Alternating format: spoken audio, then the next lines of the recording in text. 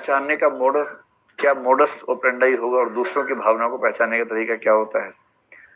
बड़ा सिंपल है। अपनी भावनाओं को पहचानने का तरीका है मन या अपनी अनुभूतियां, और दूसरों की भावनाओं को पहचानने का एक ही तरीका है संकेत। कौन से संकेत? भाई चेहरे के भाव क्या हैं, आंखों के भाव क्या हैं, बॉडी लैंग्वेज कैसी है, वही तरीका है। तो मैंने आपसे पहले भी कहा था कि अगर कोई व्यक्ति इतना घाघ है कि उसकी बॉडी पूरी तरह से उसे कंट्रोल में है और वो वही संकेत करेगा कि वही निष्कर्ष आप निकालें जो वो चाहता है कि आप निकालें उसके बारे में। एक फिल्म आई थी, आप देखिएगा कभी अगर मौका मिले। उस फिल्म का नाम मेरे ख्याल से था राइट और रोंग, या राइट या रोंग, ऐसा कुछ नाम था। सनी देओल था उसमें और अजय देवगन भी शायद था। देखिए आप लोगों ने फिल्म? कितने लोगों ने देखी? हाथ खड़ा करें। ठीक है। और एक अभी हाल ही में फिल्म आई थी 376 थी ना शायद, जो जिसका 375 इसका जिक्र क्लास में हुआ था ना। हाँ, दोनों एक ही तरह की फिल्म एक सेंस में है। राइट और रॉन्ग में क्या है?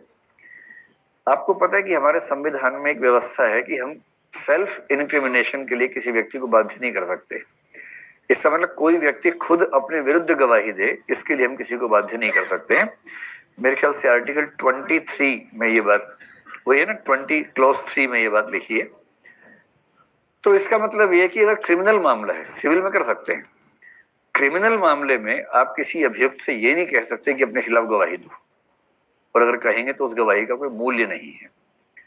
इसका व्यवहारिक जीवन में मतलब ये होता है, मान लीजिए कोई अपराध आपके घर के आसपास हुआ, पुलिस आपके पीछे पड़ गई और अब घबराए हुए बुरी तरह से कि बिना बात के फंसा दिए, और पुलिस ने ये भी कह दिया कि हमने देखा तुमको ऐसा करते हुए, तुमने ही किया, 4 लोग और कह दें, झूठ बोल रहे हैं, और पुलिस की 8-10 लोग आपके आसपास बैठे हुए हैं, एक दोनों पिस्तौल निकाल रखी है और कह रहे हैं देख भाई जिंदा रहने का एक ही तरीका है, चुपचाप कबूल कर ले। अब आपको लग रहा है कबूल नहीं करूंगा तो जान से मार देंगे, तो कबूल करना इज बेटर देन डाइंग।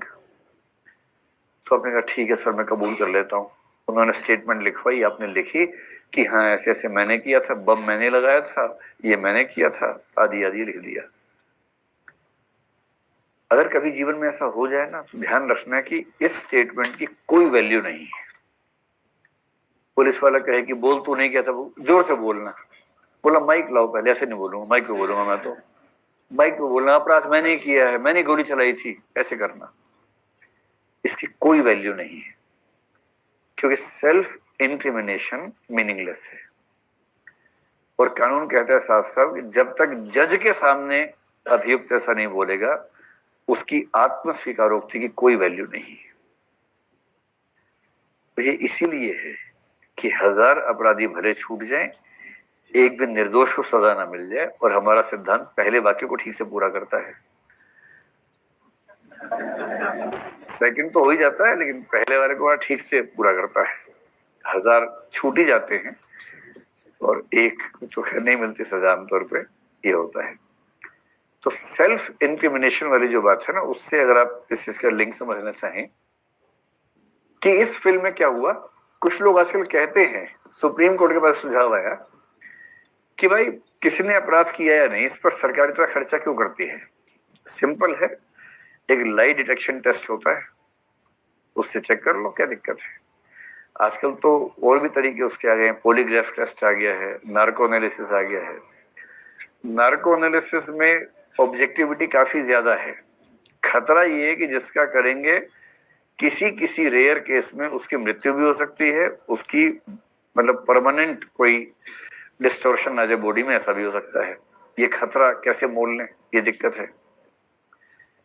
तो एक बार सुप्रीम कोर्ट में केस हुआ, सेल्वी का केस कहलाता है, प्रसिद्ध केस है। सुप्रीम कोर्ट से कहा गया कि सर ये जो इंडियन एविडेंस एक्ट है उसमें आप चेंज कर दीजिए। सुप्रीम कोर्ट तो जो कहता है चेंज हो ही जाता है।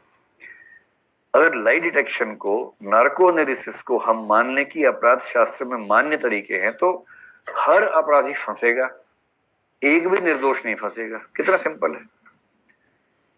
केस चल रहा है, आपको डाउट है 4 लोगों पे, चारों का नार्को टेस्ट कर लीजिए। और नार्को का मतलब उनको एनेस्थेसिया की डोज देके अर्ध बेहोशी की स्थिति में ले जाइए जहां उनका दिमाग उनके कंट्रोल में ना हो। तब उनसे आप सवाल पूछेंगे, सवाल ऐसे कि यस और नो में आंसर दे सके, और उन आंसर्स के बेस पे ये अनुमान हो जाता है, लगभग ऑब्जेक्टिवली हो जाता है कि इस व्यक्ति ने क्या किया था क्या नहीं किया था। कितना सिंपल है। तो ये फिल्म इसी पे थी, लाई डिटेक्शन टेस्ट पे थी। लाई डिटेक्शन का मतलब ये होता है कि मूल विचार ये है कि जब हम झूठ बोलते हैं हमारी हार्ट बीट्स बढ़ जाती हैं, सच बोलते हुए हार्ट बीट्स ठीक रहती हैं। मूल कंसेप्ट ये है, यूज करते हैं। हाँ, तो इस फिल्म में वही थीम है, इस फिल्म में वही थीम है कि एक अपराधी है, अजय देवगन शायद अपराधी है, सनी देओल शायद पुलिस वाला है, वो जेल में है, उस पर लगातार टेस्ट हो रहे हैं, लाई डिटेक्शन के टेस्ट हो रहे हैं, पर वो इतना घाग है कि उसको अपनी हार्ट बीट्स पे ही पूरा कंट्रोल है। कोई व्यक्ति झूठ बोलते हुए अगर सुपर कॉन्फिडेंट होगा तो हार्ट बीट्स नहीं बढ़ेंगे। अच्छा, 4 पुलिस वाले आसपास खड़े हैं, आपसे पूछा आपका नाम क्या, तब भी बढ़ जाती है हार्ट बीट्स, के नाम क्यों पूछ रहे हैं, जबकि आप नाम सच बता रहे हैं, उस समय बढ़ तो जाती है। हार्ट बीट बढ़ते हैं तो कई फैक्टर्स हैं। इसका मूल ये है कि झूठ बोलते हुए बढ़ेंगे, सच बोलते हुए नहीं बढ़ेंगे। मतलब पहले कूल करने के बाद, शुरू में नहीं, कूल करने के बाद। और ये व्यक्ति इतना घाग है कि इसकी हार्ट बीट्स बढ़ती नहीं है जब तक ना चाहे। टेस्ट कर करके थक गए हैं मनोविज्ञान के लोग, सारे रिजल्ट्स वही निकल रहे हैं जो वो चाह रहे हैं कि निकले। उसका जेल में व्यवहार एकदम वैसा है जैसा होना चाहिए, क्योंकि इसको मनोविज्ञान के सारे सिद्धांत पता है कि कौन सा व्यवहार करूंगा तो मनोविज्ञान के लोग क्या निष्कर्ष निकालेंगे मेरे बारे में। और अंत में इसको छोड़ दिया गया क्योंकि सारे टेस्ट कह रहे हैं कि वो बेकसूर है। और जब जेल से निकला है तो आखिरी वाक्य वैसा ही बोला है जैसा 376 में उस वकील को उस लड़की ने बोला है। कैसा वाक्य, समझ गए? जिसका मतलब है कि तुम्हारी सारी जो व्यवस्था चौपट है, दरअसल मैं ही हूं, और तुम मुझे पकड़ नहीं पाए, पकड़ पाओगे भी नहीं।